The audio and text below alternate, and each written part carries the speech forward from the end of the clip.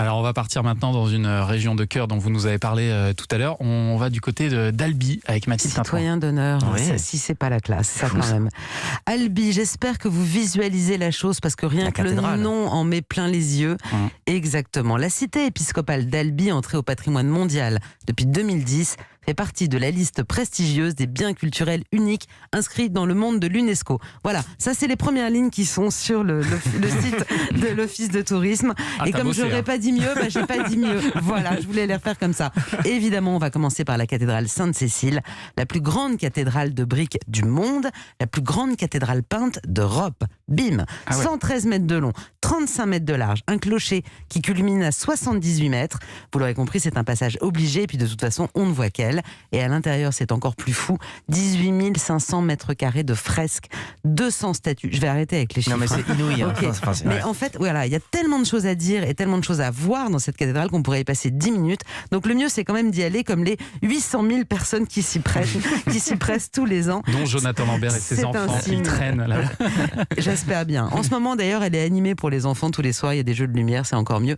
Et pour l'anecdote, sachez que Sainte-Cécile est la seule à porter ce nom en France. Je dis ça, ça peut toujours servir au trivial poursuite. Allez savoir. Alors, par contre, je suis un petit peu perturbé, Mathilde, parce que vous commencez toujours par un château normalement. Qu'est-ce qui se passe là aujourd'hui ? Rassurez-vous, le voilà. C'est du lourd aussi. D'accord. Il s'appelle Palais. Alors au début, je me suis dit, oh tiens, il va passer en deuxième lui. Le Palais de la Berbie, bien sûr, qui complète la cité épiscopale, puisque Berbie en occitan, ça veut dire Bien, Berbie. j'ai oublié. évêque. Ah ouais. C'était le palais des évêques qui, au fil des siècles, l'ont transformé en résidence d'agrément. Alors, le palais de la Berbie se visite pour ce qu'il est, bien entendu, mais aussi pour ceux qui l'abritent. Et voilà, c'est un 2 en 1, puisque sous ses voûtes, depuis 1922, les œuvres de Toulouse-Lautrec, léguées par la famille, y sont conservées. Et on peut même appeler ça le musée Toulouse-Lautrec d'Albi. Voilà, tout simplement.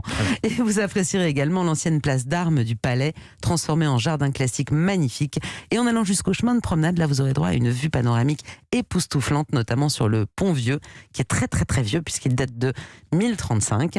Et sur les berges du Tarn, d'où partent les gabarres, vous savez, ces bateaux à fond plat qui vous promènent sur la rivière. C'est magnifique. Ouais. Et vous offre un autre point de vue de la cité albigeoise, mais je crains que ça ne soit pas trop la saison. Ah oui, c'est vrai que vous mettez toujours un point d'honneur à nous dire ce qu'on ne peut pas faire. Oui, c'est ça, c'est du chroniques, service. Par exemple, si vous allez au musée La Uriner. Pérouse, si vous allez au musée La Pérouse à 13h, vous ne pourrez pas rentrer parce que ça ferme entre midi et 14h. Ah d'accord. C'est bien comme information ça. Voilà. Toujours important ça. C'est oui, exactement. C'est un très chouette musée qui va vous faire revivre évidemment tous les voyages du grand navigateur albigeois qui a parcouru les mers sur ordre de Louis XVI. Plus de 600 pièces sont exposées au musée La Pérouse, dont de nombreux vestiges de la boussole et de l'astrolabe qui sont bien sûr, vous le savez, les deux navires naufragés de la Pérouse. Force à tous les élèves de 4e qui étudient ça en cours d'histoire. Évidemment, comme chaque matin, on s'éloigne toujours un petit peu de la ville pour aller découvrir les alentours maintenant. Et Cordes sur Ciel, par exemple. Rien que le C'est nom, beau. déjà, ça donne envie. Cordes sur ciel. C'est une cité médiévale qui se visite à pied pour une immersion totale au milieu des portes fortifiées et des façades gothiques et sculptées. Dans le haut de la ville, vous verrez des demeures incroyables qui s'appellent la maison du Grand Écuyer, la maison du Grand Veneur ou encore la maison Prunet qui, elle, abrite le musée des arts du sucre et des chocolats. Bonne excuse pour le goûter et du haut des remparts, vous aurez une vue sublime sur la vallée du Cérou. Et puis, si vous avez besoin de nature encore, partez marcher dans le massif du Cidobre, le plus grand plateau granitique d'Europe. C'est très étrange comme décor, c'est très boisé, mais avec des blocs de granit partout qui ont des formes assez bizarres parfois, des rivières de rochers ou encore des rochers gigantesques qui tiennent en équilibre sur d'autres beaucoup plus petits. Vous savez, ce genre de phénomène où on s'arrête devant, on dit mais comment c'est possible un truc pareil? Voilà, et vous pourrez aller vous poser cette question dans le massif des Cidobres. Oh, dis donc, ça nous a donné Wow. vous avez On a envie, Ah, moi j'ai hâte d'avoir ma chronique sur Sarcelles. Vraiment. Il n'y a pas de problème. Mais je peux trouver des choses en plus. Vous connaissiez tout ça, Jonathan, ou quoi? Non, alors pour être honnête, non, je connaissais pas. Pas non plus un expert. Mais non, moi c'est une ville où j'ai eu l'occasion de jouer et voilà, ce que je disais, c'est que quand on est en tournée comme Nolel, parfois il y a des villes comme ça qui vous touchent et c'est une ville qui m'a vraiment qui m'a marqué. Ouais. Elle est incroyable. Mais moi j'ai une question. Citoyen d'honneur, t'as le droit à quoi?